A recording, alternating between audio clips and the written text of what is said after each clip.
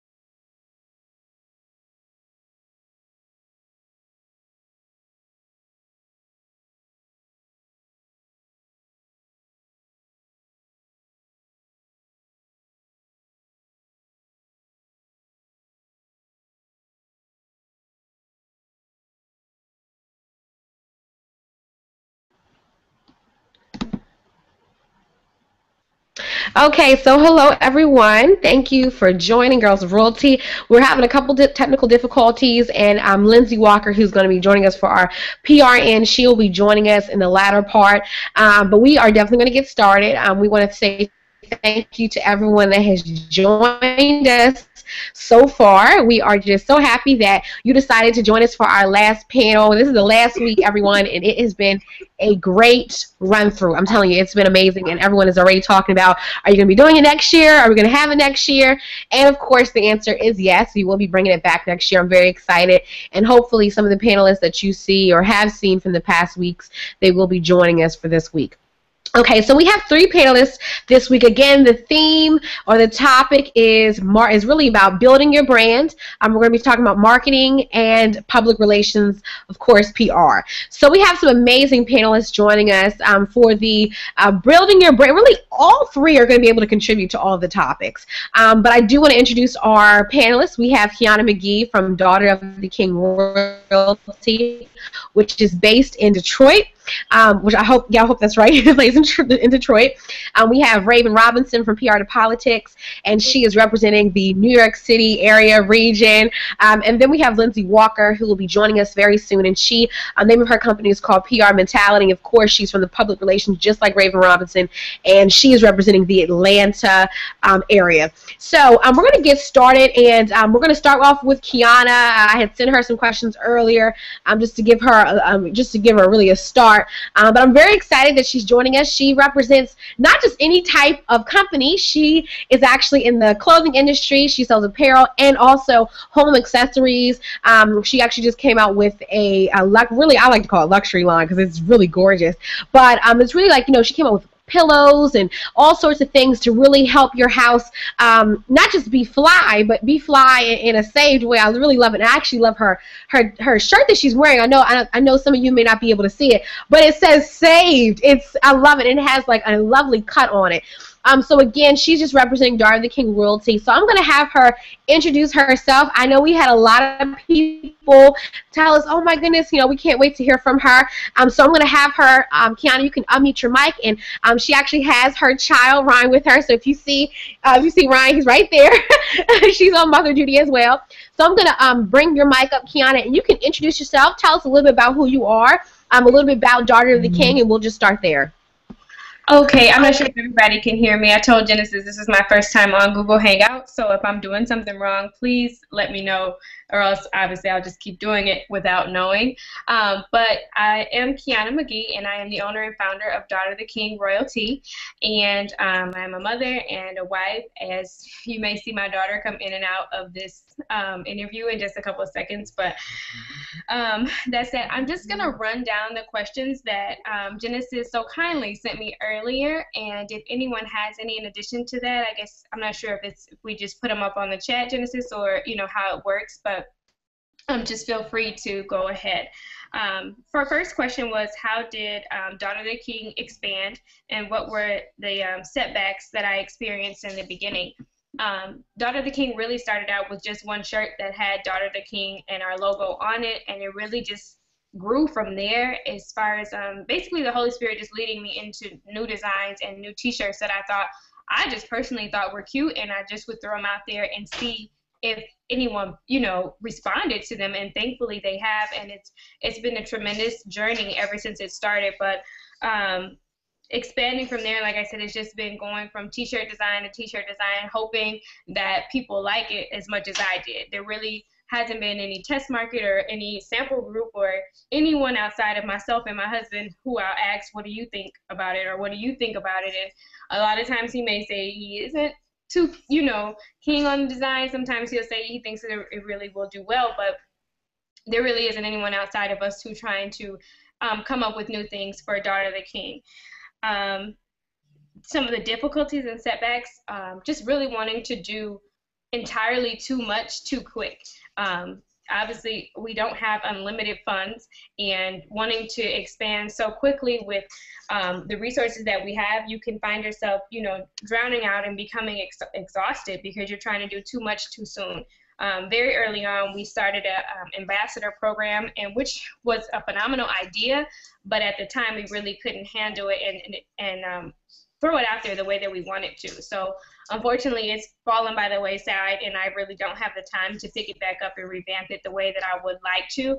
But hopefully down the line we'll be able to do that. But that's just one of the examples of the many things that I did very early on that were a good idea, but just trying to, like I said, do too much too soon, and it just really didn't work out the way we planned. The second question was, which social media platform helped you grow your business, and how do you use social media to gain clients?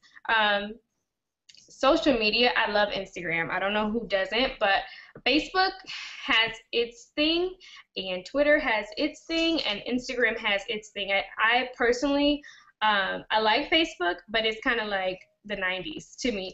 I like Twitter, but it's kind of like the 2000s. You know what I mean? It's just like there was a time when each one of those were the it thing, and right now it's Instagram. And I really feel like you have to become the president of one of them. You'll never be able to be the popular kid in all three. You have to pick the one that is the best for your company and is bringing the most profits for your company. And right now, for me, it's Instagram. We get the most response, the most participation on Instagram more than anything. And obviously, I think that has to do a lot because we do have an apparel company. When people see people with our apparel on and they're posting pictures with it on, obviously Instagram, it helps our account on that social media platform grow that more quickly compared to the other sites like Twitter, which isn't really a visual type of platform, and then Facebook, which is so, compiled with people from every type of demographic as far as age groups and groups of other nationalities and everything like that. It can become a little bit overwhelming. So for me, Instagram has been a very useful platform, and as far as gaining more clients, or I would like to prefer calling them sisters in that area for our business, it has been tremendous in the best way that I've done so is just being consistent, reminding myself and setting reminders to post daily and to post things that are honest and from the heart, and not just because, oh, I need to post something, but something sincere that people need to hear and that will encourage other people. Hashtags are also a really important thing. You always need to create a hashtag that is unique to your company or your business that people can post and join in as well, and promote that as much as you promote your business also, so that people know where to find you and they know where to join in if they want to join in the conversation that you're having inside of your business. Outside of that, I definitely think that, like I said, consistency and hashtags, as well as taking the time to make sure that your posts on these social media platforms are very are a higher quality than just throwing up anything. You know, making sure that it's definitely quality over quantity as far as your posts are concerned. I think that was that one. Hold on one second. As far as the manufacturing for our t-shirts are concerned and our sweatshirts, I don't hand print them myself. I actually have a company that prints them literally for me, but I design them. I order the shirts, order the sweatshirts, and whatever material that we're going to have this stuff designed on, I order it personally and have it sent to the manufacturer. The manufacturer prints whatever design we've sent to them on the actual t-shirts, and then they mail it directly to me. I can pick out any design from the wholesale company that we order our t-shirts from, and then have it sent, like I said, to the print shop. They'll print off the t-shirt, sweatshirt, whatever pillow screen that we need, and then send it to us.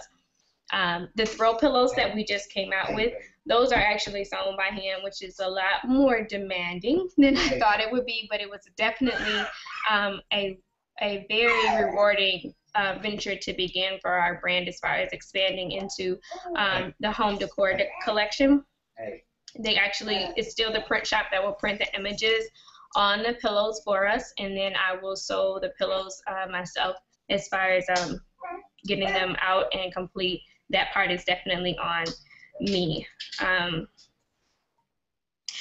the fourth question was, do you market or vend in your local area? Has it proved effective? And do I do any footwork to promote Daughter of the King? Daughter of the King is definitely more of a ministry to me than anything else. It's a ministry before it is even a business. I'd be ashamed to admit how many t-shirts we send out for free, how many booklets we send out for free, how many events that we host that we end up going into the red for that are not profitable at all. I'm spending a lot more money than I am going to ever get back on it, but because it's more of a ministry than it is a business, it's that important to me, and I don't mind doing it at all. So as far as the footwork is concerned, we definitely host other events in our area, like Bibles and Breakfast, which is once a month a breakfast that we hold. Then we discuss different issues of the Bible. It's like a Bible study, but at breakfast time on a Saturday with other young women, just like locally, and other events like that. So that would be considered our footwork here. I don't go door to door, or I don't go to events locally and host pop-up shops. We have done it once in the past, and it really was not my thing, long story short. So I've just come to the conclusion that that really isn't for me here locally, but at different larger conferences, I do think that it would be beneficial. We'll be at the Pinky Promise Conference in Atlanta this summer, and hopefully next year we'll be at the National Baptist Convention. So I do look forward to hosting more, but as far as our community, we host more so events than we do pop-up shops or, you know, more anything like that. Let me see, the number 5, which is the biggest one for me, is how do you balance having a young child, a husband, and a business? It's not easy, but there's no comparison at the same time. Being a wife and a mother will always come first, no matter what. You probably hear my daughter in the background now, so I apologize if so, but they, like I said, they always will come first. So it's really hands down when I want to work, or when I have t-shirts that need to be packed, or I have emails that need to be sent. Like, I would love to be more prompt than I am, but I can only do so much being one person. So I always make sure that I under promise and over deliver. That's a very big thing for me. When you order a t-shirt from me, it says that it'll be delivered within 1 to 2 weeks. Usually you'll get it within 5 or 4 days, but just to be safe, just in case something drastic happens with myself, my daughter, or my husband, that disclaimer is always on there, because I never want someone to want a t-shirt and think that it's taking me too long to get it to them should something ever happen. And again, it never usually takes that long unless something happens with the mail, but I definitely try to again under promise and over deliver, so that I can keep everyone happy and still stay dedicated to my family first. So people without wives or husbands or husbands, and daughters and sons are definitely at an advantage as far as time is concerned, but God is good, and I definitely won't complain at all. The second half to that last question was, what did I do before Daughter of the King, and how hard was it to leave to become a full-time Christian business owner? I actually worked at a Catholic agency that was for homeless people. I was a case manager for Catholic Charities, and I just basically tried to house the homeless in our area. It was definitely a lovely, lovely, lovely experience, and if I were to go back to work anytime soon, I would hope to go right back into that same position. My formal education, my degree is actually in criminal justice, so soon, prayerfully, we'll actually be beginning law school, so that probably won't be on the horizon as far as going back to work anytime soon. But as far as leaving work to come full-time into ministry, that wasn't the plan originally. I obviously had a daughter recently, and my husband and I decided for me not to go back to work and for myself to stay home with her. So I actually came into full-time business by default and not by plan, but I know that God had that in the works the whole time, and so it just worked out that way. And thankfully, our business sales has allowed that to happen without it hindering our family at all. So that's really all of the questions I believe that Genesis sent me. So I've enjoyed you guys, and I'm not really sure, like I said, how it goes as far as any other questions, but I think that's it for me. Okay, so again, like, we were just so happy just to have Kyona, and we hope that you were, whoever's tuning in, that you were able to receive some information from those questions, and we hope that for those that did submit those questions, we're just glad that you did submit those questions. And so now we're going to transfer to PR, but then also have some questions really for all the panelists, okay? So Raven is representing the PR side of things, and I think PR, we had actually asked a question last week about PR, and what really is PR and what's the difference between PR and marketing, because people get the two confused. So Raven, you know what, could you please go back, and I want you to answer the question again, because I feel like people really need to get this ingrained, because I'm going to tell you why. We got the same question for tonight. Yes, we did. The same exact question that was asked last week. We got the same thing again. So I'm guessing you guys did not watch. So what you need to do is make sure you guys go back to the previous weeks to watch all of the questions, okay? So Raven, though, I want you to come back up and just answer it again. What is the difference between PR and marketing? Are they the same thing? I mean, do I just, call up, last week he talked about Vogue. So do I call up, for instance, Christian Today or, Billboard magazine and say, hey, I want to get my thing in this, and, I'm going to post something on Instagram or Twitter. Is that PR? So I want you to answer that question for our viewers. No. So public relations is part of a strategy where it's how you relate to your public in terms of who's your target demographic, what are they doing, what are they listening to, what are they watching, and how can you get in front of those viewers. So public relations is, it's social media, of course, posting and figuring out, okay, what time zones do my followers pay attention to, what posts, what hashtags are they using. And then in terms of magazines and press, if you are a upscale, or let's say you're representing a country rock star, you wouldn't call Wilson Park for an interview. You would call a country rock station. So public relations is all about strategy. It's not about just any press and any radio station that you can get on. It's about having a strategy and saying, okay, my listeners, my target demographic or consumer is X, Y, and Z, they are already watching or listening to or reading a specific blog. How can I get featured on that blog in order to get in front of them? And the major difference between public relations and branding is that branding is a part of the strategy for your specific brand.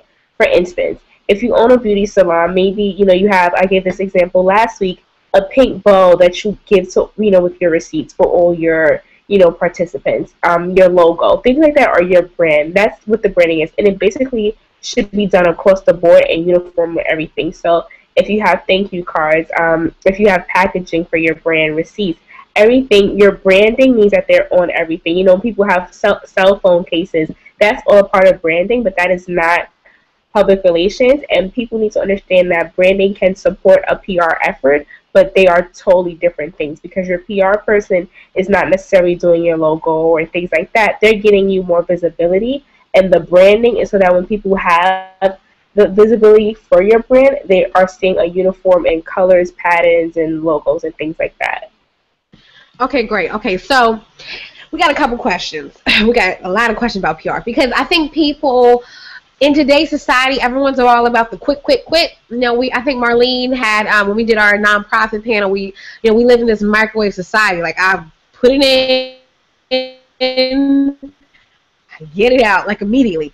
So someone had a question: when do you need a PR person? Let's say I just started up. My first perfect example: I just started up in business, and do I need a PR person right now? I know the answer. My answer would be no. But some people think, when do you actually need a PR person, and how prepared should you be before you obtain a publicist or a PR person or a staff, whatever it may be? When is the proper time? When do you need one? Okay, now before I answer, I want people to be very clear. This is my personal opinion. I know it may vary through other PRs, because I don't want anyone saying, oh, I have a PR and I don't fit in Raven's category. So just small disclaimer, this is my opinion. My personal opinion is, one, when you have a budget. And I don't just mean a budget, because you may meet a public relations person who's growing, up and coming, and they may be willing to work with you.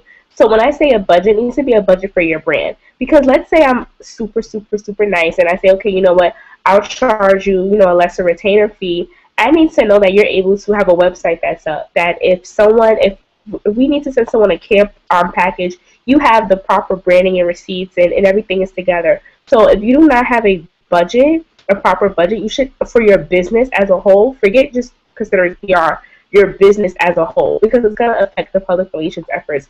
If I tell my client, listen, I can get you on the whole, Love and Hip Hop staff if you just send me, 20 chains, and you're like, oh, I don't have 20 chains, or I don't have money for shipping, that's a problem. Because now you've affected my efforts. If I have a client that maybe I got you a speaking engagement in LA, and you can't do, and maybe we get the check after the engagement, and you can't afford to book your flight to LA, we have a problem. So if your funds are not in order to go where you want to go, because a public relations practitioner, we don't do magic. We just showcase what's already there and get highlights of what you already have, but we cannot work magic. So if you do not have a business budget, do not under any circumstance reach out to a public relations person, because no matter how amazing they are, you're not going to be able to do anything. And then what happens is, now when you can't get the flight to LA, or maybe you can't afford to do, a sponsorship of 500 free items, or, something like that, then you're looking at your public relations person like, oh, you're not getting me any opportunity. And it's like, we are, but we need not only to be paid for our services, but we also need to know that everything with your business is properly branded, properly together. If you can't afford a logo yet, if you can't afford like an e-commerce website for a service or product, then you really don't need a public relations person at that time. Because when we send someone to your website, even if it's, New York Times or Vogue, and, you can't afford a full domain name, or you're still using a Gmail, then it's like our efforts are, kind of shot down. The second thing, I think a lot of people, they first start a business, and, they think, okay, I need a PR. No, I think you have to think about your time as well. Because a public relations person, they're going to keep you very busy.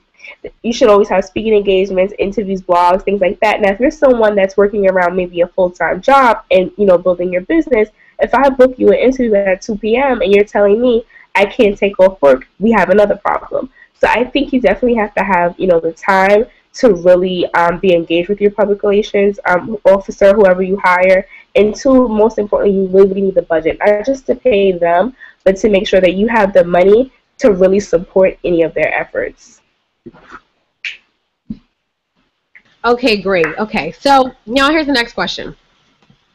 Okay, so let me pull up, because we had a couple about PR. Oh, okay, here's one that we definitely have. Remember, I told you about this one. So, and this actually is still unanswered. Okay, so you are, now, we have, Girls of Royalty is all about diversity. We have a lot of different races, ages, you know, ranges really represented here at Girls of Royalty. However, we do have a strong minority number in Girls of Royalty. And we had a question come in, and it's and I believe I had talked to you about this. It was about being a minority in New York, in the jungle. Now, New York is very diverse, as it is.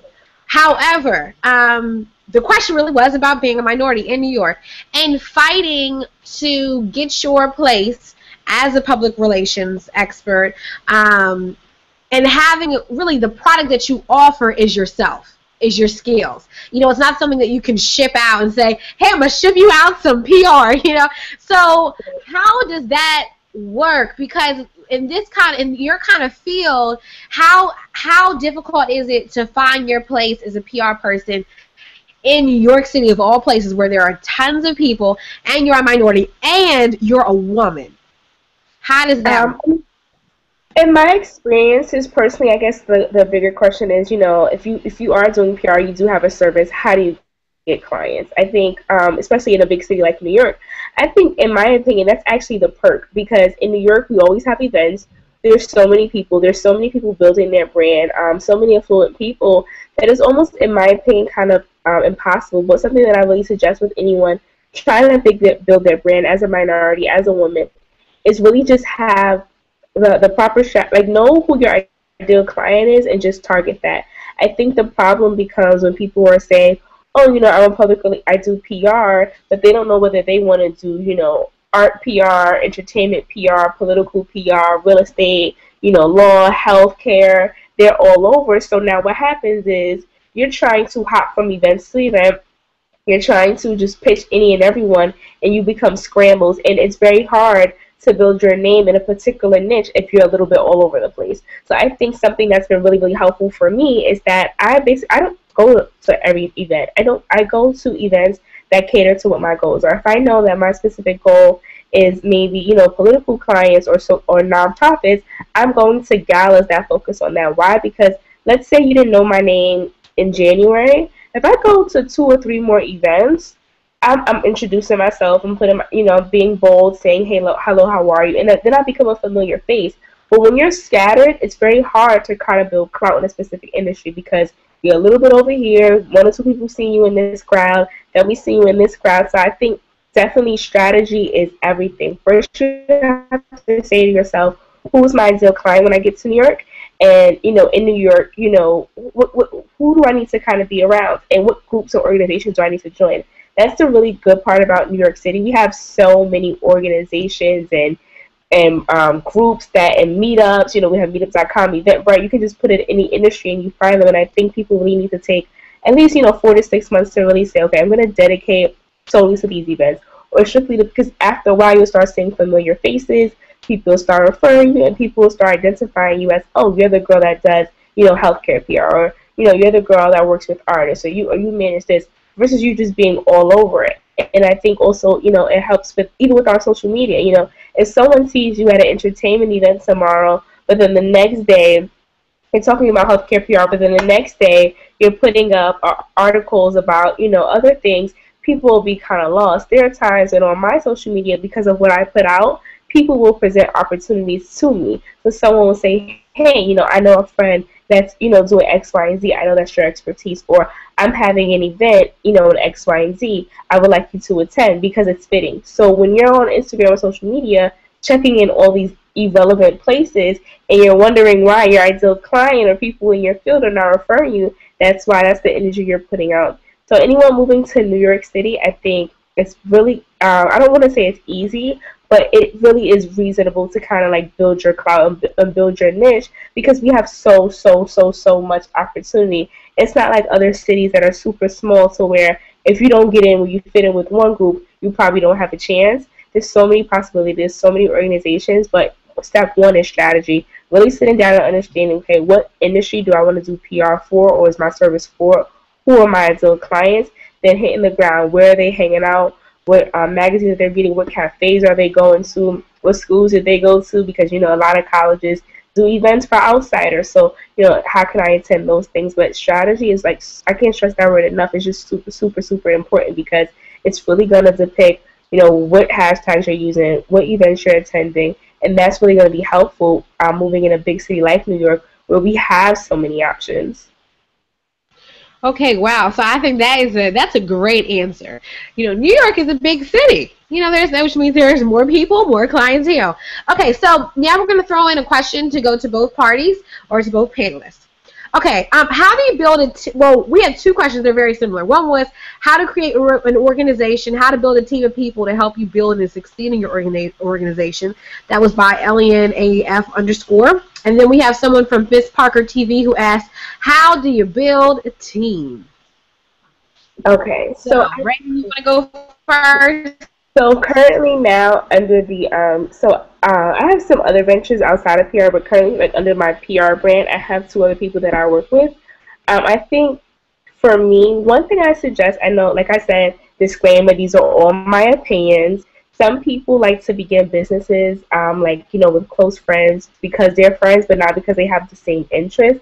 I think that's why a lot of partnerships kind of go bad because realistically, I have a lot of friends who are very ambitious and are very smart, but if they do not have a liking for PR, then it just won't work no matter how great of a rapport or relationship we have. So I think step one is not finding people that you're close to or that that are family or friends, but first finding people that ideally are in the same are in the same industry as you and that are really as passionate about the industry as you. Not someone that's considering it or thinking about it, because long term what happens is you build a specific brand with someone and then they're not in it no more. So that's like me, building a PR firm and then I'm working with people who maybe want to do PR for a week and then after that it's like no. So I think step one is finding someone, not thinking about the relationship that you guys have together, but the relationship that you guys have within the industry. Then I think too, as business owners, we have areas that we all lack. I think really finding people that have the area that you admire for specific things. So I know when I started building with my partner, I noticed that she's very creative and she's a really, really good writer. She has a journalism background. So I think it was important to me to have someone that when I'm doing my speaking engagements or really hitting hard with ideas, that they are able to present them well. So if I created a whole proposal and then having a partner that was really good at like a Photoshop or PowerPoint and really being able to put that creative or blend behind something, because I feel like I don't have that. I think finding people that really just pick up where you lack.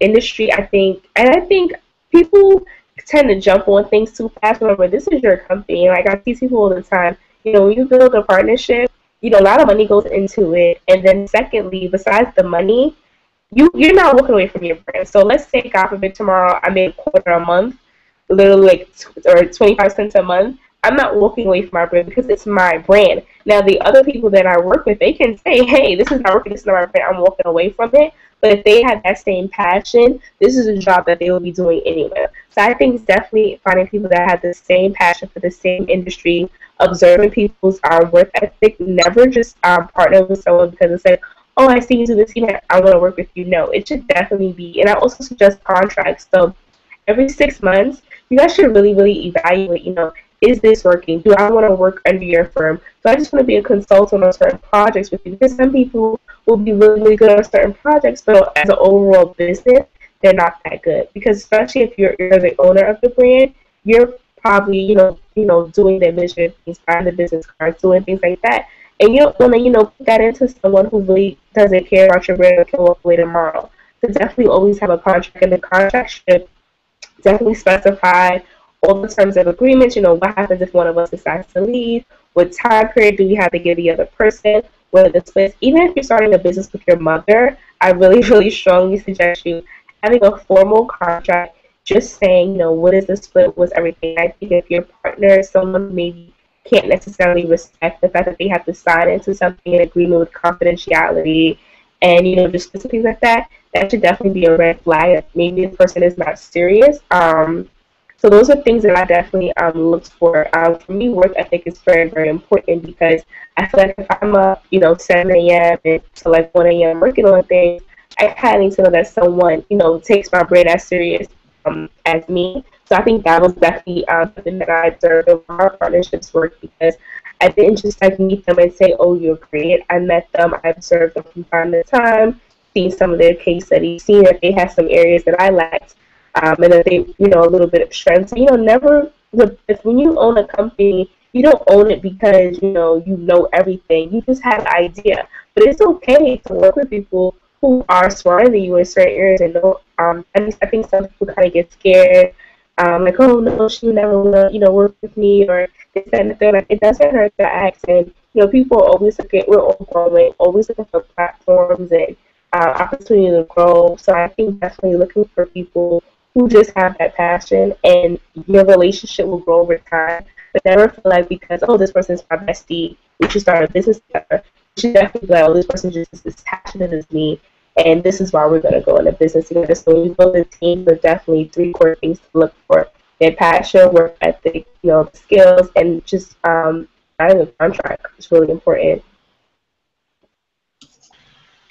Okay, Kyona, I know that you have a small team, but in the future, or if you decide to build your team, or I like to think of it too, like for instance, I know you have a tea party coming up. I think isn't it this weekend? It is. Okay, so when it even comes to building the tea party and working with people and making sure, you had some good people working around you, and even in the future, because of course I know daughter King Royalty is going to have like huge factory, and you're going to have all these people, and so in the future when you have 50 plus clients and 50 plus employees and things like that, what are the things that that you're looking for, or things that you have even looked for in the past when it comes to building your team? Honestly, Raven said everything that I could think of, even on a smaller scale and on a larger scale. It's the number one thing is finding people who are experts at what you're weak at. They are really good at things that you're not good at, so that you don't both have to be experts at this and are still not getting other things accomplished that are just as important. Second to that, don't be so quick to or so sure that you need to have 1 billion people around you, because the more people you have, the more complicated things can be. It doesn't take 1 billion people to get things done. A lot of times you just need the right people to get things done. So even, for example, with the tea party, I would definitely suggest partnering always with people. Any event that you're going to do, partner with somebody. It makes the load easier, but partner with the right people, should I say, influencers in your community that have the same target market as you, or the same type of heart, for one, as you. You don't want to partner with someone that's morally different than you, and a different market than you are. I definitely wouldn't do anything for either of you if you're going 2 totally separate ways, and then you partner together and it just won't mesh. So definitely make sure that you're partnering with someone that is seeking the same influencers, or that is an influencer in your community or in your target market. That's really it. Like I said, Raven said everything that I was going to say also, but definitely find somebody that's good in the areas that you're weak, and that can help you in the areas that you need the most help. Okay, so and I'm gonna add some things onto that as well. I would also say too, when it comes to hiring people or getting people on your team, I know someone had asked a question about ministry and building a team, and is there a difference? There isn't a difference. Like, there really isn't a difference. And I think because you know why there isn't a difference, because you're either going to be a Christian entrepreneur or you're going to be a ministry. So it's the same thing. The only thing is that when you're a ministry, you don't have as many contracts. But technically, you kind of really do. So I know someone had asked us too, our Girls of Royalty, how we build our team. Right now we have 21 people, including me. But you have to understand that, like, you grow as you grow. Like, right now we serve over 400 women. So that's necessary because I'm going to tell you right now, I have enough on my plate. So what I do is I have gotten the right people to do the right jobs. And two, you have to be very mindful when you're building teams. And, we have a team meeting every other week. And it's every Monday, 9 p.m. We send out meeting notes. We make sure everyone has their thing together. And you have to make sure that you stay on top of people as well. You don't just let people kind of wander off, because you also have to understand that your brand or your business or your nonprofit or your ministry, it's tied to the people that you bring onto your team. So that's very important to keep in mind, that whoever you hire, whoever you bring on, they represent you. So don't just think that, no, they'll be fine, they'll be good, and then you have someone, next thing you hear a story, they flipped out on somebody, they were presenting something, and that's going to look bad on you. Also, I was talking to my mother this morning, and she said something. It's very so good. She said that you hire the people, you do not let people hire you. And what really that's talking about as a leader. Many times people, whether you know it or not, they hire themselves. And you have to watch people, the way that people sell themselves to you, to come onto your brand or to be a part of what you're doing. You have to realize too that many people are looking just to leverage. That is so important. But that's, again, you have to have discernment of spirits. That's actually a gift.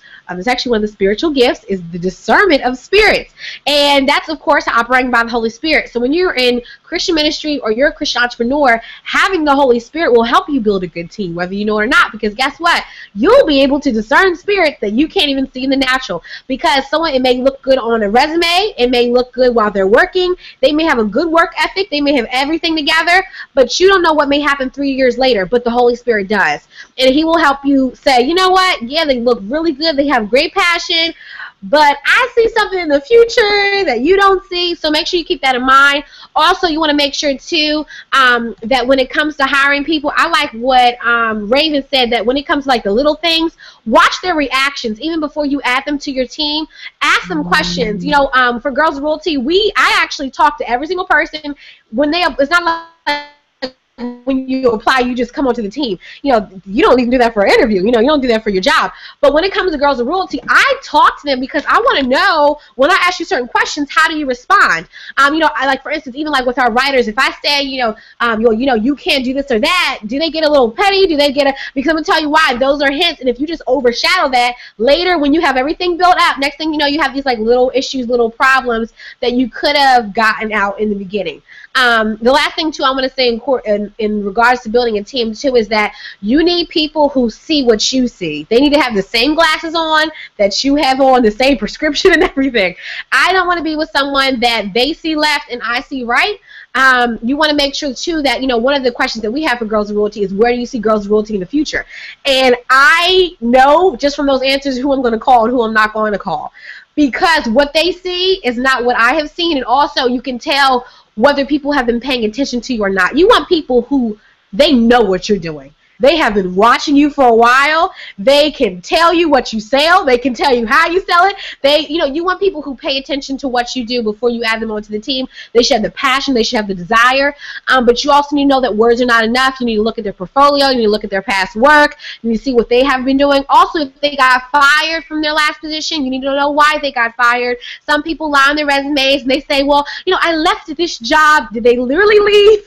Why did they leave? You need to call past contacts. It's something that I've learned, especially when you're hiring like for an actual business. You need to know people's backgrounds and why they did what they did and things like that. And that's what I've learned as far as the corporate side and with small businesses.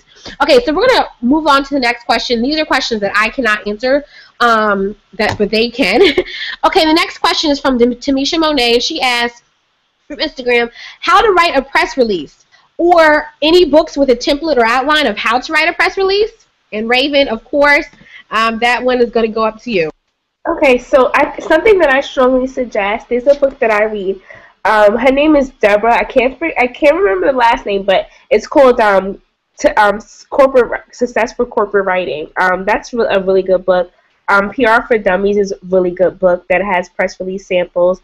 But something that I usually always do is I usually go to like a prlog.com or PR Newswire sites that people that is even major companies distribute their press release sites on, and just review how how they did it. But some standard things for press releases are: one, it should always include the who, what, where, when, and why. So the date of the event, of course, is the start. Who's having the event, what companies are part of it, when is the event, why is this event happening, and then doing the boilerplate at the bottom, which is the about. So let's say I had a press release about, Girls of Royalty. So I'll say, Girls of Royalty is doing, career panel on XYZ date. They're having these featured speakers. And at the very bottom, it'll say like about Girls of Royalty, and it'll have the backgrounder there.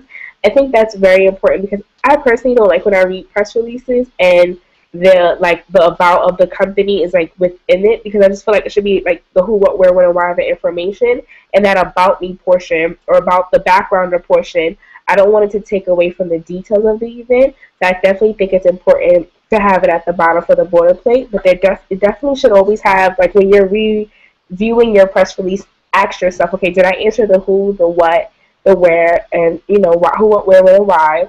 And then something that people can do if they would like to review sample press releases is going on sites like PR Newswire or prlog.com, and completely free. You log on, they have press releases by industry. You can definitely review what other people are doing. Two books, the corporate writing book, and the second book, PR for Dummies, which also has press release writings on it and samples. Okay, great. Okay, so now I'm going to move on to a question that we got in our Google Docs, which is from Anne, and she asked, I'm trying to get clients. How should I advertise and market? It's very difficult to get clients. Is it any low-cost ways of achieving this? So marketing, because we kind of skipped over that one. Marketing, how do you market? So Kyona, would you like to answer that one, or we want to go to Raven? So basically, what's a low cost way of marketing? Because it seems like she's trying to get clients, trying to advertise and market, and it seems very hard to get clients. I wish you could have been a little bit more specific, because depending on the market that you're trying to market to, we would be able to actually specifically answer that.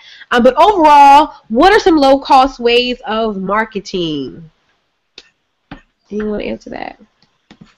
I think some low-cost ways of marketing are, aside from, of course, social media, and I know a lot of people that I've heard really successful are paying, the Facebook ads. You can set a limit, I think maybe like $10 a day or something. I think as little as $5 a day. So you can do it because it goes to a specific target demographic. That's the really great thing about Facebook marketing. So at least you know that. I think sometimes people wonder, like, okay, if I pay for an ad in this newspaper, or let's say I buy an ad on a specific platform or billboard, kind of almost anyone can see it. But now with Facebook marketing and the paying for ads, you actually know it's going to a specific demographic because it goes to people that use a specific keyword or that put a specific keyword within their profile. So if it was like an age group or a race or things like that, that's one way too. I think one thing that I'm always very careful about this because I don't like people working for free.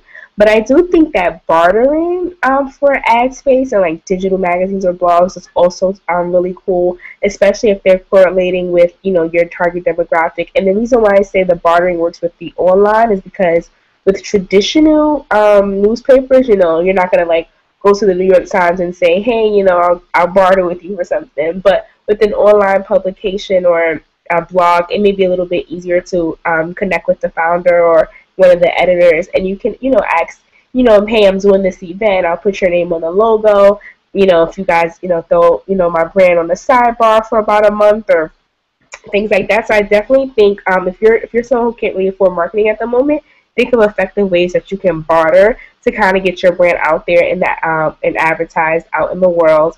And then, of course, a great way is just, using real estate when you can. So, the phone cases with your name on it, screensavers, things like that, things that spark conversation. I think good marketing campaigns always spark conversation. So if you're at an event and you have, a specific logo on your phone or, your notepad or your pen, a cup, a mug, people are going to ask, oh, what is that? And then that's just segue to your elevator pitch right there. So my three, I guess to answer the question, because I don't know the industry, things that can go across the board are one, Facebook, paying for Facebook ads because you can budget it. Two, bartering for online advertisements. And three, just using all the real estate that you have with your phone, laptop sleeves, anything that can spark conversation, even little pins. I personally still like pins, like the buttons that you can like put on your jackets or your blazers. I think those are so cute. Yeah, those are my opinions. Okay, so I unmuted myself. So I actually had a few tips as well to answer this question. To answer for marketing, first one is consistency. To be a really, really great marketer, consistency is like, it's pretty much it. For marketing, you want to make sure that, number one, you have social media presence and online presence, so that it's like what Raven said, that when people do find out about you, that they have somewhere to go. And even if you do have a website and you have all those kinds of things, you want to make sure that you are saturating your market as best as you can, even staying in that low budget. Now, Raven had mentioned Facebook, and I'm going to agree and disagree, because I feel like I'm going to agree, because it is good to, I think Facebook marketing, things like that, they're great. You can budget, but you want to make sure that when you gain those clients that there is interaction, because I've seen pages have like 20,000, 15,000, 1,000 likes or whatever, but the interaction isn't there. And there has been a lot of discrepancy with Facebook likes as far as, I buy the followers, but is the interaction there? And that's true for, if you buy Instagram followers or Twitter followers, you want to make sure that when you do buy those things that you're getting what you pay for, because interaction is really key, because I can get a whole bunch of people liking my page, but are they going to buy what I offer? So it's very important that I would say that if you do Facebook marketing, set it at a low price to see if it's actually working. Like, don't actually put out a huge budget for Facebook or for Twitter advertising, and see if it works.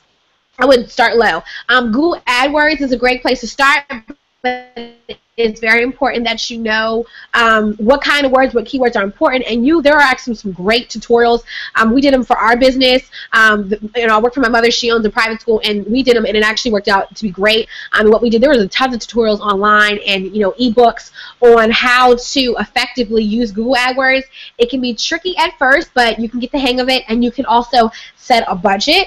But of course, you need to know your clientele, and you need to know what you like, what are people searching for, and how can you get them to come to your page or to your website or to gain your clients.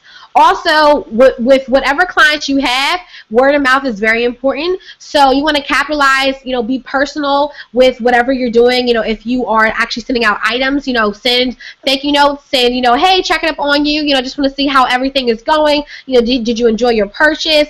Are there any further ways that we can be of assistance to you or service? Send personalized emails, whether it's personalized thank you notes. That goes very far with a lot of people. I would also say, too, I had a few other ones that I had in my head.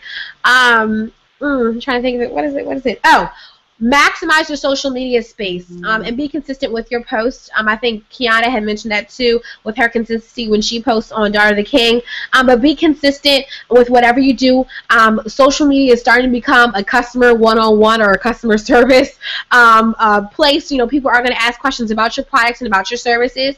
So be sure to reply. It's great that people comment, but if you don't reply back, they're going to be like, okay, I'm definitely not going to get your product because you weren't even coming back. So you have to realize that social media is where it's going now. I like what Raven said too about having like personalized items. Like for me, we actually have the It's a Real Girl thing. Like I have it on my wallpaper, and like I have it on my laptop, and I have it like and I have stuff that we haven't even released, and I use it all the time. But I will say one thing.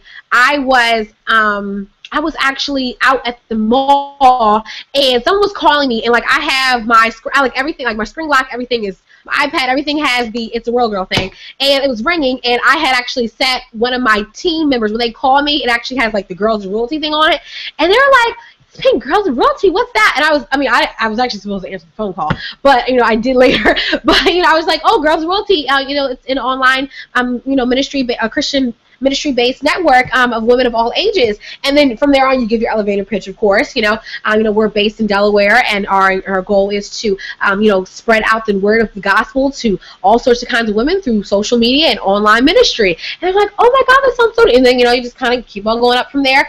But there are different things that you can do. Pins are great, but you want to make sure that you're reaching your clientele. So all the things that we suggested, you want to make sure, though, that whatever you do, that is for your clientele. Don't try to become so widespread. I like what Kyona said, don't try to do 20 things and, get yourself so busy with things and it may not even work. Concentrate on what you know that you need to do and what you can handle, and then, start out from there.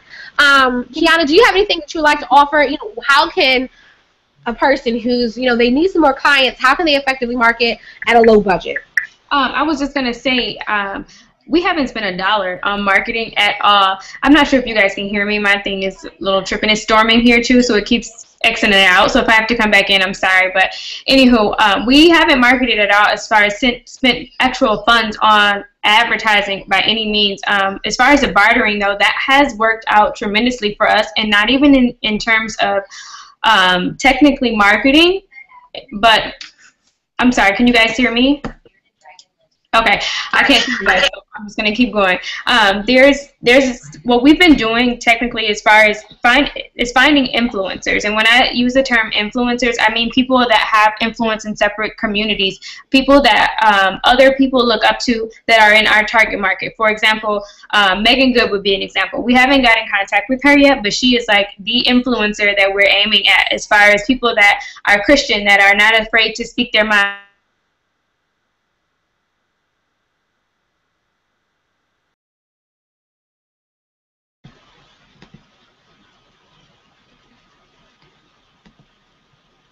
Okay, I think it's storming where she's at.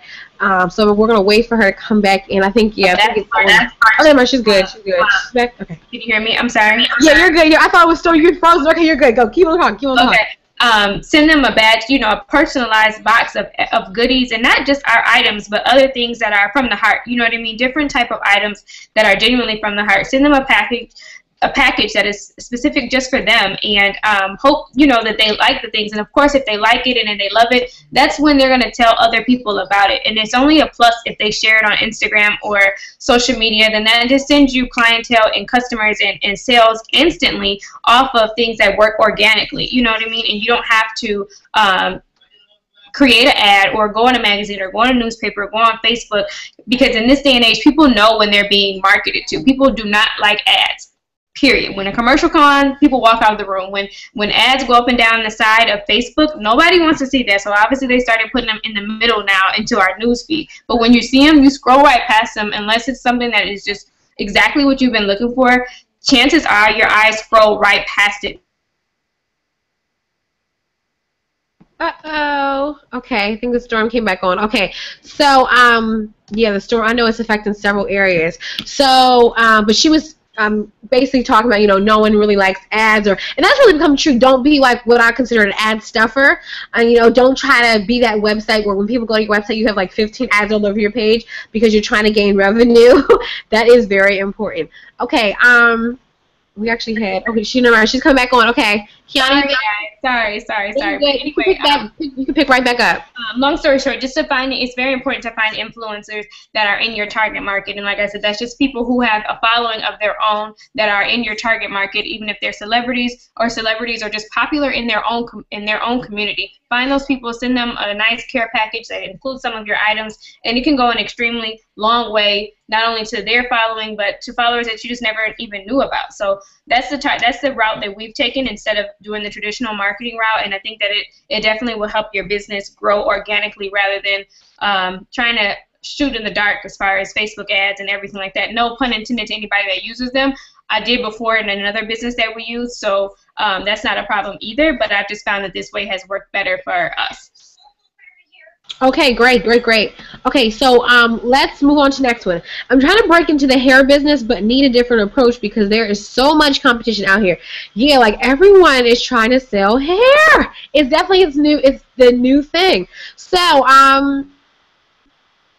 any suggestions on how can she have a different way to kind of break into it? Anyone want to suggest this? Oh, Kyona, want to go? Oh, I'm sorry, Raven. I just think that every market is saturated right now. Hair is the thing because everybody is doing it, but everybody is doing everything that everybody wants to do. You know, so it comes down to having great customer service and finding something that sets you and your brand apart. You have to find a way to make yours unique to everyone else, even if that's just the unique voice behind it. You have to find that one thing and make it yours and ride it out. And I definitely think that paying attention to the details are very important. And I mean every single details that you think other people won't think are important, pay attention to them. I mean, even as far as down to the packaging, what you put inside the packaging, even if it's just a small thank you card, whatever it is, you pay attention to the details, the extreme details, and that's what will bring people back to you and set you apart from everybody else. You just have to make sure that your voice is different and unique, and it's excellent to the T in every form. But that's all. You can go ahead, Raymond. I'm sorry.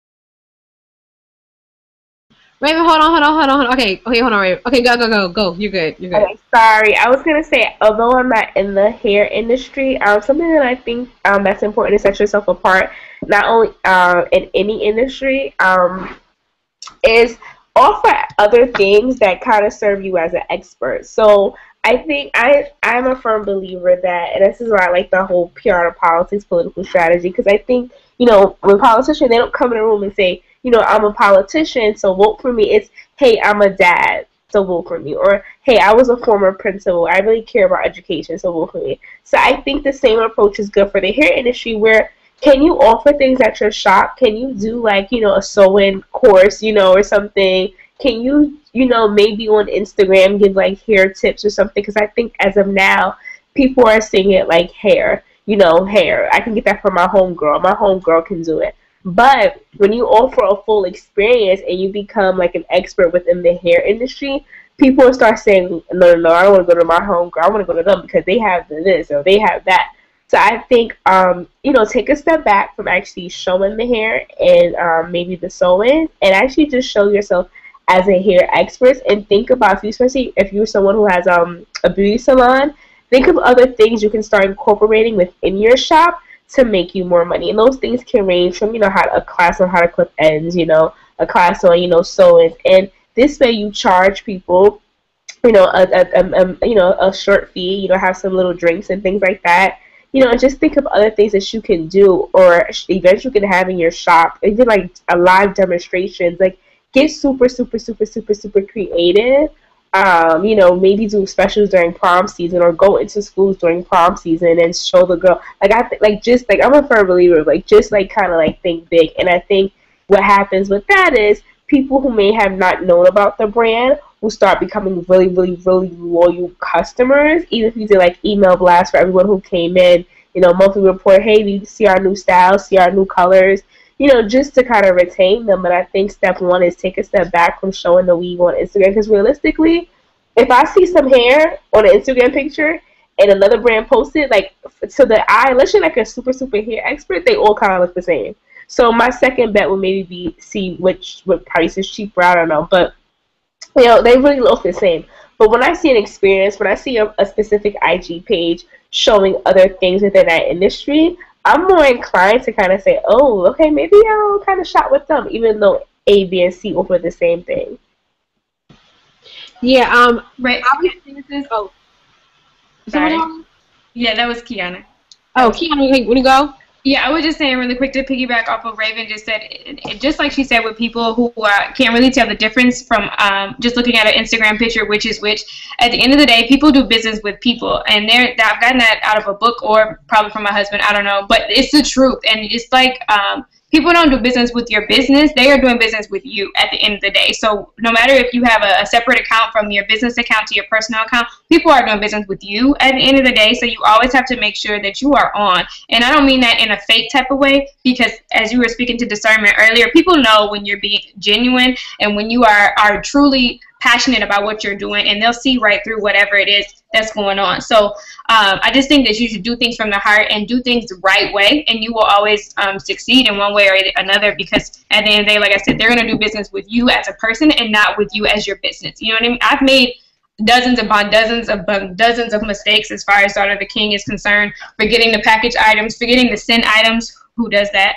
Me. And people have came back and repeatedly ordered and ordered and ordered, even after I've messed up before. And not because our business is also great, because it's not, you know, the best that it could be by any means, but because I really feel like they know my heart. And so at the end of the day, just know that people do business with people. They do it because they like you and not necessarily your product. Of course, I'm not saying sell trash. Sell the best quality product you could possibly get, but at the same time, be the best you that you can be also, because they're really doing business with you at the end of the day.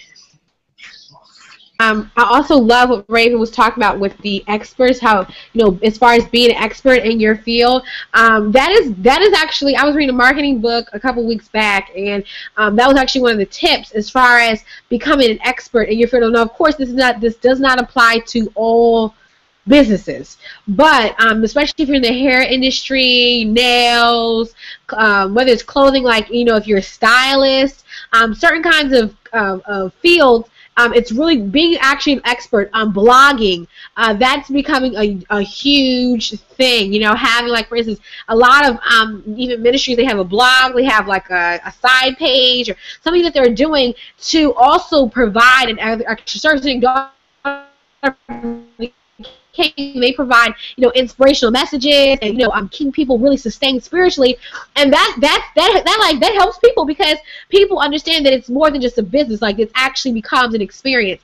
And I also like to say that, you know, your business can become a home for many people. Like, every single time they shop, they feel like this is like home. Like, this is like one of my favorite sites. You know, whenever I come on here, I get excited. You know, whenever I come on here, why? Because when they come on your site, there is a vibe that they get. There's a spirit that they get where they're just instantly like, I love it. But why? Again, it's like what Kyona said. There's an experience that they gain somewhere, personal experience. So always make sure, again, you know, that you're providing something just besides your business, or something, you know, I feel like provide something within your business that gives people a wider view of who you are. You know, you just talking about what you do is great, but if you can give some kind of some more information besides that, like, for instance, you know, I started a social, like a graphic services company, and like we put out our first blog, and it was just about talking about the social media influence, and we actually got a lot of hits, and I actually got some more clients because of that. Like, and I have no clue how that happened, but because of the blog and different things like that,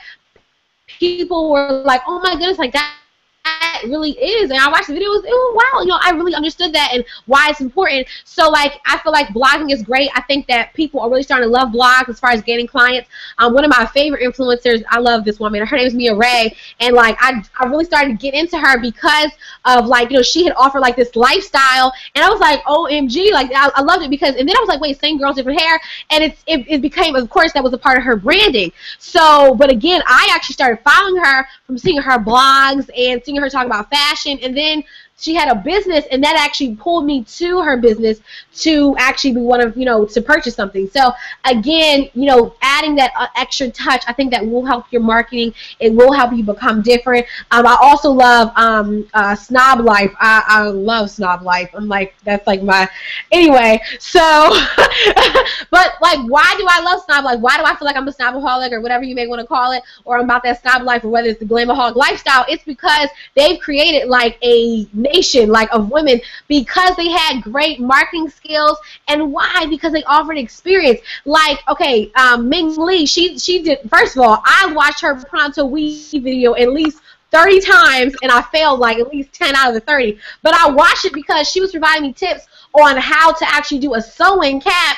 And I was like, let me tell you how influenced her she was. I got everything that she said in the video. I sat down and I watched the video, and I just started sewing. And it was amazing how much I was engaged, but that mini video got over like 1 million views. So that gained her clients to buy her hair, because they were like, oh my God, I love her experience. She must know a lot about hair. So because, you know, again, that's the first thing, well, I'm sure that what she sells is great. So there's that, like, that instant connection that can help you bring in people.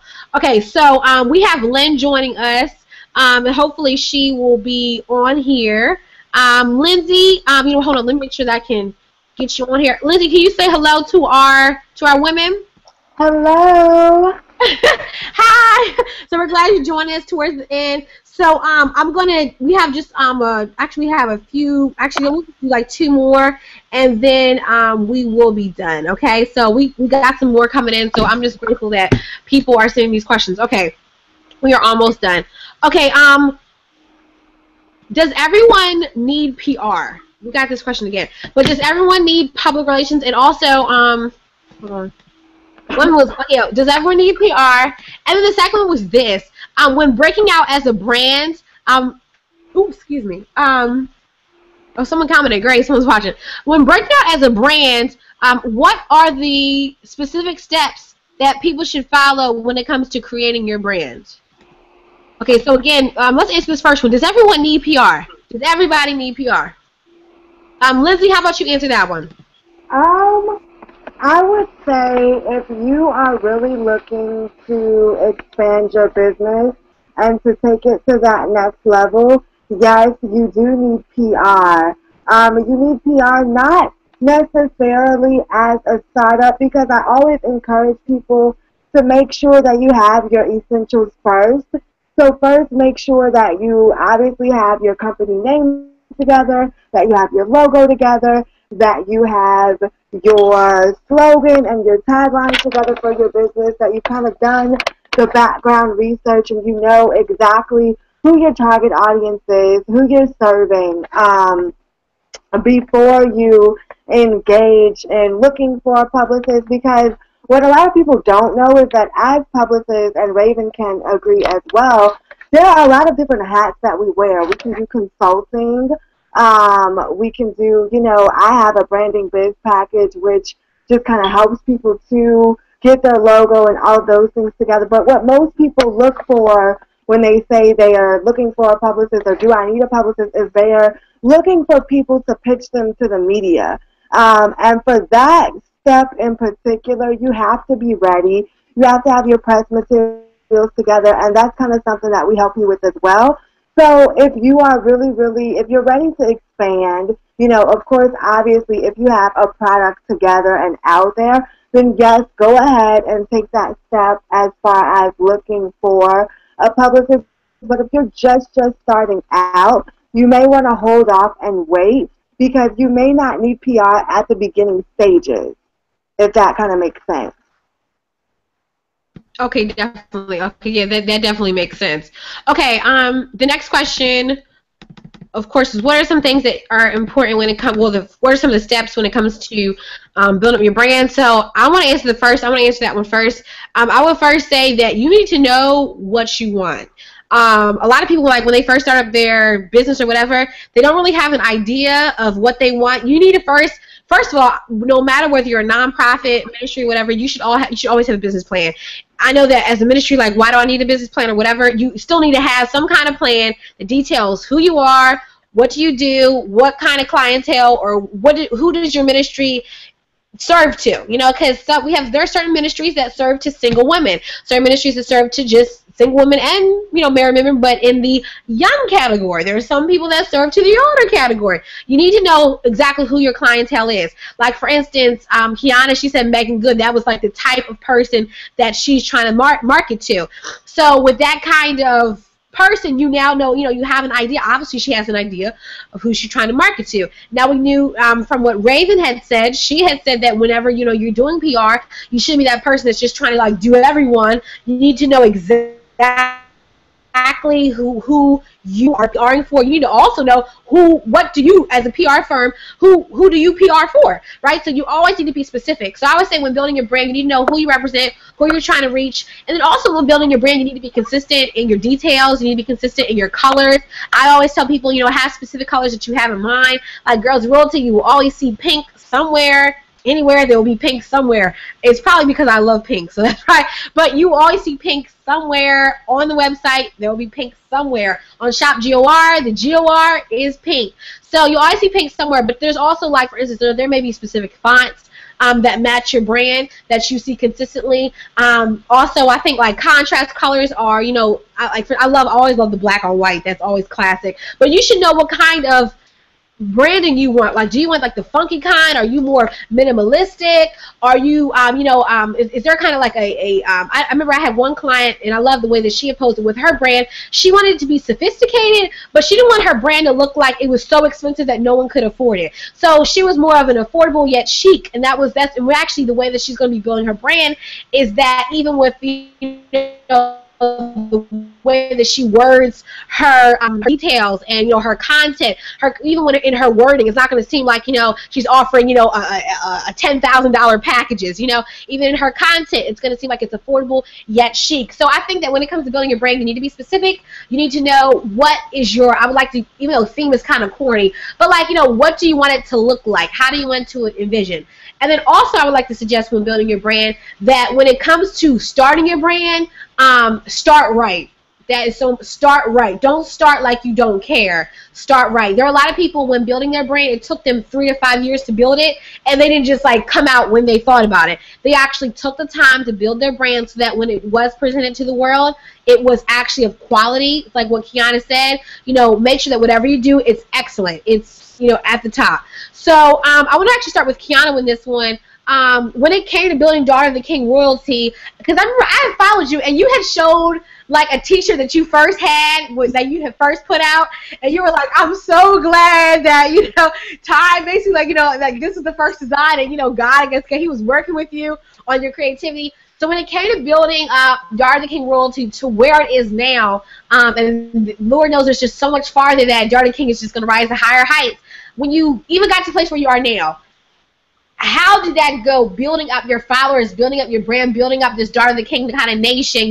How did all of that happen? Basically, it is brick by brick, and it's an everyday thing. It definitely wasn't overnight.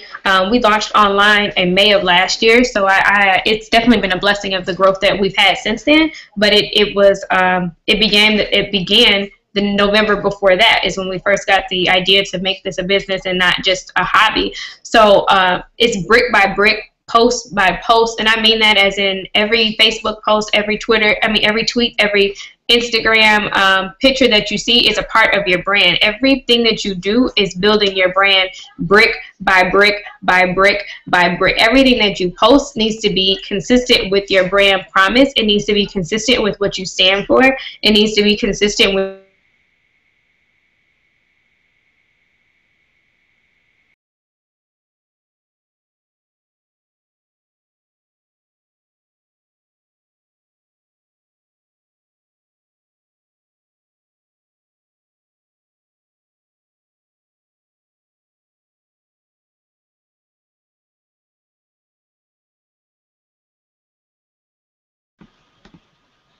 I believe she's still here. I just want to make sure before she signs out. I just want to make sure, y'all. But we still got everybody. I know the storm is affecting a lot of people, so I just want to make sure that we still have her. We may not. I don't know. So make sure I don't want to start talking and she comes back on. So, but she was talking about basically your brand. There you go. There she comes. Here you go. Woo, we didn't lose her. Did I go out again? Okay, there you go. You're good. You're good. Go. Okay, I'm sorry. Your website, your business cards, your Facebook logo, your Twitter handle, everything needs to match. Everything, and that is a big one for me. Everything needs to match as far as color coordination, as far as your logo is concerned. If your logo is up on your Facebook but not up on your Instagram, how are people going to match the two? You don't want them to have to read, because today, let's just be honest, folks don't like to read. So everything visually needs to match. Everything needs to match as far as anything that you send out, mailings, everything needs to match. Everything as far as color coordination, everything needs to go together cohesively and be easy on the eyes, because anything that's attractive is what people like, and you need to make those things attractive, and they need to coordinate with one another at all times, no matter what. So that's a big one for me as far as your branding is concerned. And also another huge one, make the investment in your email address and in your website. Whatever website that you have, make the investment in stepping it up as far as its looks, as far as your domain name, as far as all that is concerned. I have a personal email address that is just a Gmail account that I just use by the way, whenever. But as far as my business is concerned, our business email is info@daughterofthekingroyalty.com. off the back. It's not a Gmail account. It's not a Yahoo account. It's not an AOL account. And that's no shade to anybody that uses those. That's perfectly fine if that's where you are. But when you're ready to take your business to the next step, you want people to look at you as a professional and that you care about your business. And a lot of times when you buy your domain, your email address will come free. So if it does, you definitely want to jump on it and start using that email address that coordinates with your website, because people will start to view you as more of a professional and that you care about your business that much more because you invested in a domain and you invested in an email address that coordinates with your website or coordinates with what you do specifically. So I definitely would recommend doing that as well for your business and for your brand. Just as far as coordinating everything and wanting everything to look as professional as possible at all times. Okay, and I also want to put out there too. I think we had talked about it it might have been last week as far as like branding and marketing. But we had gotten some questions, and I'm gonna just kind of answer them in a bulk about like websites and like, okay, I'm trying to build my brand with my websites. Who should I pick? Are there any like particular ones? So I do want to answer this question because we get a lot of questions about this one. So I kind of want to break it down.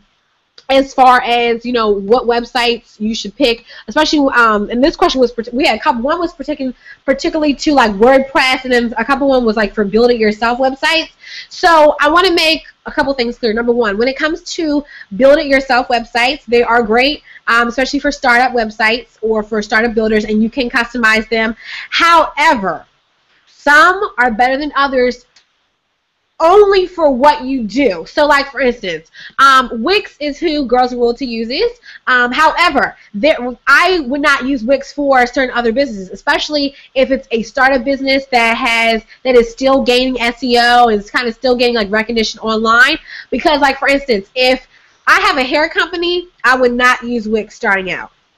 I'm going to tell you why. I may use Wix starting out just for a little bit, but I would not use it only because the SEO, it's okay, but it's not really there as far as search engine optimization. Also, it has funky back text. I don't know if anyone ever comes to Girls Royalty, but if you come to girlsroyalty.com and you said /about, it would not bring you to /about. If I said girlsroyalty.com/girlsroyaltytv, it would not bring you there because it's actually girlsroyalty.com/funky text, girlsroyaltytv/funky text. And that can be very hard because, like, let's say we wanted people to register for Girls Royalty, and I said, do it at girlsroyalty.com/register. You cannot actually do that with Wix. So that's the only, like, setback I would say with Wix. It does have great capabilities. I remember someone had sent, like, with Wix, how come I want to rebrand, but Wix won't let me, have a new template? Actually, yes, they will. And the great way to do that is that you want to create. This is the hard part. You want to recreate whatever you want the new look to be for. If you are going to use Wix, you have to choose a new template. Basically, act like you're going to design a whole other website. Okay, completely do whatever you want it, however you want it to look, and know that with Wix, when you upload an image, it actually keeps it in a whole. Like when you upload an image, everything stays, so that when you do recreate your new website, it's not like you have to upload all your images, especially if you have tons on your computer. That's the great thing. So actually you want to recreate the whole website and then just transfer your purchase package to the new website that you just did with Wix. So that's a great way to kind of get around it. I did have some questions about doing that. So that is the easiest way to do that. I would suggest Squarespace for startup businesses. That's my favorite one. Weebly is great, but I actually love Squarespace because it has amazing SEO. It has amazing presence. I love the ease of their websites. They're building their startup. Their templates are crisp and beautiful and so minimalistic. Like, I completely love them. So Squarespace has great looks, especially for startups.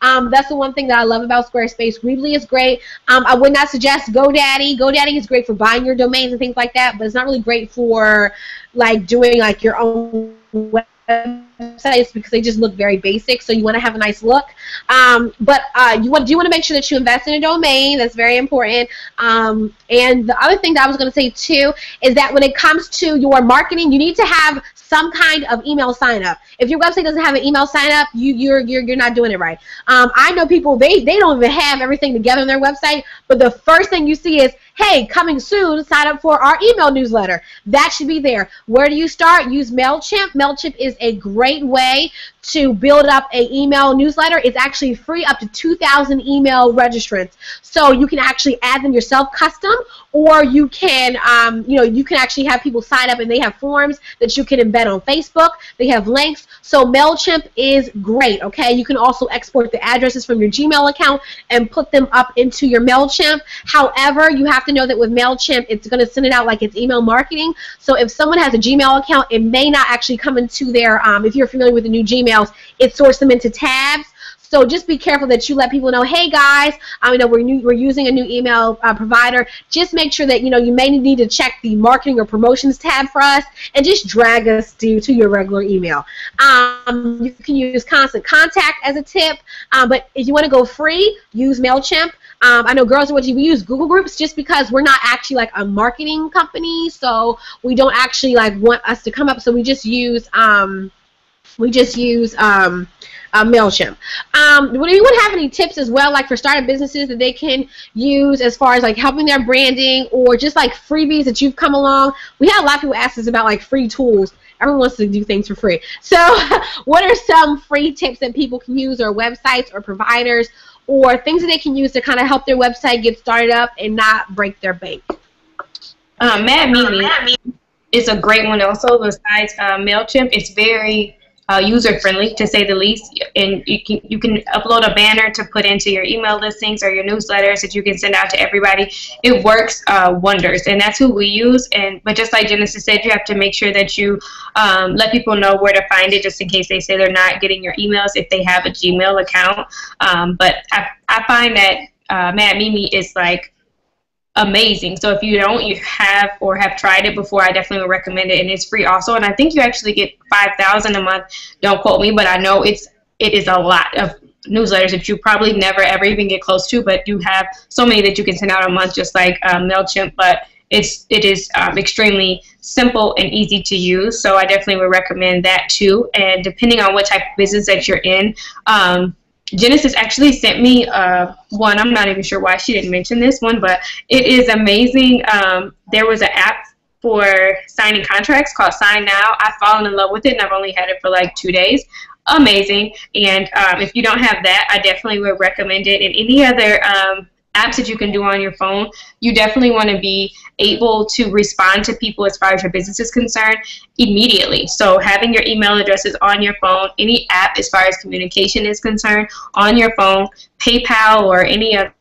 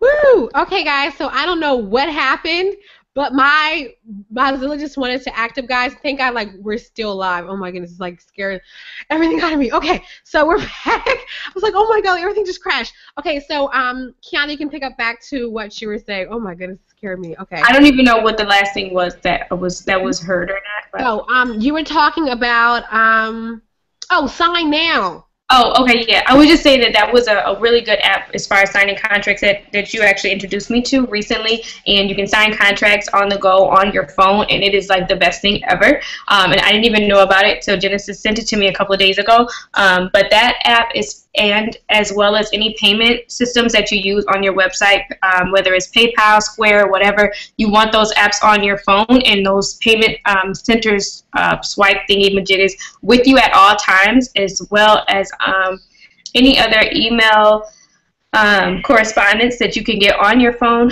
to communicate with your future customers, clients, or whatever. You want those on your phone. U.S. Postal Service, if you're shipping things out, you want their app on your phone also. What you don't want is for someone to be waiting to hear back from you, and it takes you forever to get back with you because you're not home at your computer or you're not home with your whatever.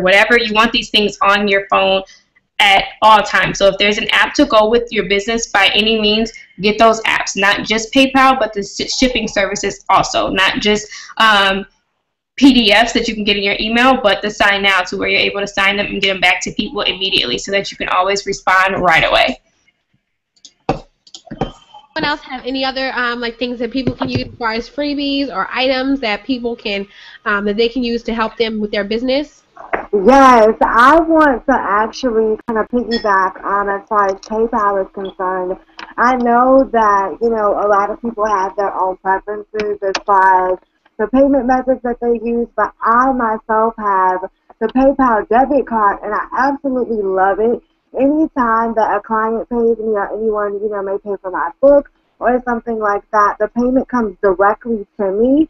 So you get, you know, your money then and there if you have the debit card with PayPal. And also Square is really good to use as well. Yeah, Square is really, really good to use as well. PayPal and Square, those are my two favorite things just on the payment end of things. And then also, I know that we kind of touched base on websites.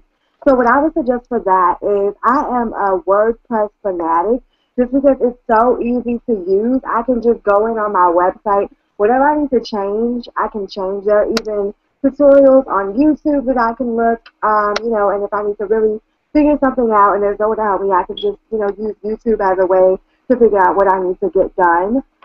So that's perfect. And it's also awesome for your search engine optimization.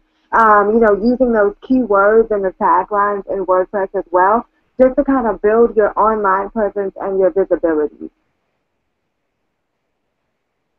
Sorry, Raven, do you have any like turn my thing up? Raven, do you have any kind of suggestions or things that people can use as far as freebies? Or I know you suggested a couple for PR already. Yeah, some good freebies that I personally use, like as Lynn said, I personally use the PayPal debit card, and you know, PayPal. I don't use Square, but I use the PayPal Square. They have a Sprite one. I think that takes a little less percentage off. For my mail listings, I use MailChimp, and yeah, that's really the only. Buffer. Buffer's a really good social media posting app. I know that Hootsuite is like, you know, the one that everybody always talks about, and which is good too, but I personally like Buffer. I think it's a little bit easier to use. The dashboard's really simple. The app's really simple. So Buffer, you know, you can update and schedule your Facebook, Twitter, LinkedIn posts and all that good stuff. So those would be my freebies. Some of the freebies I would also suggest are things that you can use to help you understand. For Instagram, you need to use Statagram. Statagram is a great way to understand your statistics. For Instagram, I have my social media team or my Instagram admin use that. What it does is you can calculate, you know, where your followers are coming from, who they are. They actually just changed. They were bought by a business called Econosquare, but they're a great Instagram app to use. You're actually able to take your pictures off of Instagram. Like, you know, Instagram, you can't really like drag your pictures off. Like, let's say I'm on my computer and I need to take my picture off of Instagram that I really loved. So instead of me screenshotting it, I can actually drag the picture directly off of Statagram. And I love them because they can send me stats each month or whenever I need them to kind of see where I'm going as far as my Instagram.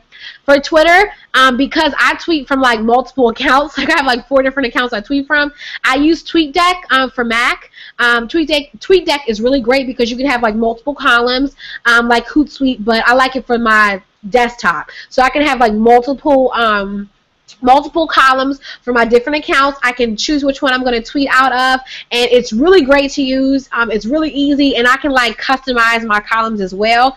As far as like Instagram posts, like what apps are really great, I want to go through some of the apps that if you don't have, you should have. You need to, well, one. And you need to have InstaQuote. If you don't have it, you should have it. As far as using like Instagram wallpapers, or you want to put up text, I like InstaQuote because they have great fonts. I would also use Camera Plus for your photos if you're like putting up photos of items and you really want to have great camera quality, but you kind of want to improve what you have. Again, this is for the iPhone. Camera Plus. What else I would use? I use VidLab to create photos and to add music to it, and it doesn't look like really corny. I like how on VidLab you can actually add text and customize it. And they actually have a sister app that I use called PicLab. PicLab is very, very dope. You're able to have overlays, and it's very clean. Like, it doesn't look corny. I would also suggest the app called Over. If you're trying to post videos and you don't want the like, let's say you have like a high quality video and you want the whole thing to show and it's widescreen, you should use Square Ready. It's called Square Ready V. It's an app that takes your videos if you want to post them to your business page, and it makes them like square, like it doesn't make them like, it doesn't cut off the text. So it has that like that, like the white, like it's like a widescreen set. For people who are in the makeup industry and you want like a beautiful filter, I would use More Beaut 2. And if you want to kind of keep your hashtags in a collected area for your business, I would use Tag for Likes. And I believe those are the apps that I really like as far as using them. Do you guys have any apps as well on your phone that you use as far as like for your business? I know they actually had suggested PayPal. What's the other one that I would suggest? That's pretty much it. Of course, Facebook, you should have a Pages app if you do use Facebook. And then, is there anything else? Google Drive. I'm trying to like look through anything else to see if there are any apps that I use. You can actually have MailChimp. I have the MailChimp app on my phone. I think that's pretty much it. I think those are great tips to help anyone. And does anyone have anything else that they would like as far as like freebies or anything else before we kind of end it out? You good? Okay. Okay, so again, we just want to thank all of our panelists. I think there was a lot of information that was given tonight as far as ways to help you.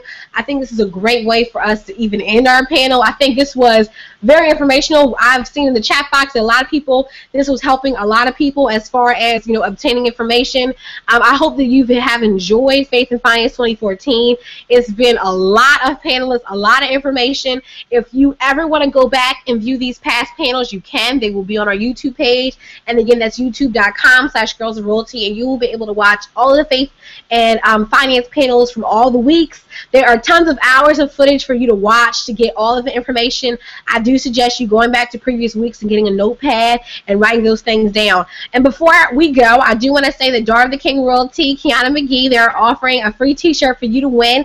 So we're going to be doing that again through Punch Tab. So you can go to the Faith and Finance page on our website and scroll all the way down to our last week, which is week 5, and you can enter through Punch Tab, and there are multiple ways to enter, and you can, get your entries in to win that t-shirt, and we will make sure that we will pick the winner after the week is done. Again, it ends on Friday night, so after Friday night, that's it. They're also offering a special discount code as well, and to obtain that code, because we're not going to share it to you, because the only way you can get it, you got to be official Royal Girl. So if you're not official Royal Girl, please sign up by looking on our website in the top corner. You want to select Become a Royal Girl, and you will get an email confirming that you've been joined, and then you can get the access code to obtain that discount as well, okay? So are there any events coming up that we should know? Where are you guys going to be at? Where can we catch you at next time? Are there any things coming on? So, Raven, I'm going to start with you. Well, I already know where you're going to be at, but I want you to tell everyone else. What are some upcoming events that you're going to be at? Tell us what's going on with PR's politics in the future. So this is May 3rd. May 3rd, I'm Baltimore at the Boston Run. So if you want to definitely get your ticket. Also, the Women in Conference, which are in so if you're following on Instagram, to do so.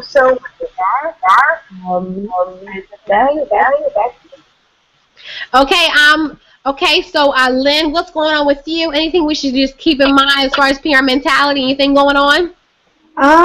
We are definitely, like I think I mentioned earlier, for those that have more questions about them, getting into PR, or if they need a publicist, we do offer branding consultations, and also I have a book that's kind of right on target. It's called Get Your Brand Right. You guys can order it. The link is actually in my Instagram bio for those of you that follow me. So I have, I just kind of came out with my book earlier within the past couple of months, so I'm excited about that because I feel like everything is kind of in alignment with the panel. And as far as just different events, you guys can catch me in Atlanta. I just kind of wrapped up going to different magazine events, so if you guys are interested in the fashion, the beauty sector, as well as music, I will definitely be out and about in the Atlanta area. If anyone has any questions, you can email me at info@lynnprmentality.com. It's lynnprmentality.com. Okay, and again, we just want to say that, if you ever want to get in contact with any of these women, you can do so by going, when you actually scroll down to week 5, it has all of their links. So be sure that you do connect with all these women. Okay, last but not least, Kyona, what's going on with Daughter King Royalty? What's going on with you? Where can we connect with you in the future in any upcoming weeks?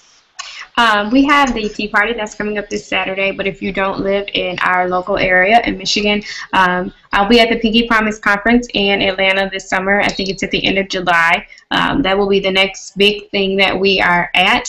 But outside of that, if you have any other questions or comments or concerns or just want to send us an email, my email is at info@daughterofthekingroyalty.com, or you can send me a message on Instagram on my account or the official account, Daughter OT King, or Kyona McGhee. Both of them are on Instagram and Twitter. So sadly, Instagram comments are responded to faster than my emails are, but either way works perfectly fine. So I hope to hear from you guys. Okay, so again, we just want to thank you to all of our panelists. We just want to say a huge thank you again to all those who have tuned in. We hope that we were able to help you in some kind of way. If you love faith and finance, and maybe there are some panelists that you would love to see come back again, just let us know by emailing us. Again, no fear, allpurpose@gmail.com, and you can connect with us, and we will be sure to make sure that we have those panelists back. Okay, so you guys have a great rest of your night. We love you. We just pray that you were truly blessed. And be sure to catch us for prayer this Friday at 7 p.m. Same time. Well, not same time. Well, 7 p.m. Same place, though, GOR TV. And we will be here for prayer every Friday night at 7 p.m. Okay? So, again, have a blessed night. And we love you guys. Be blessed.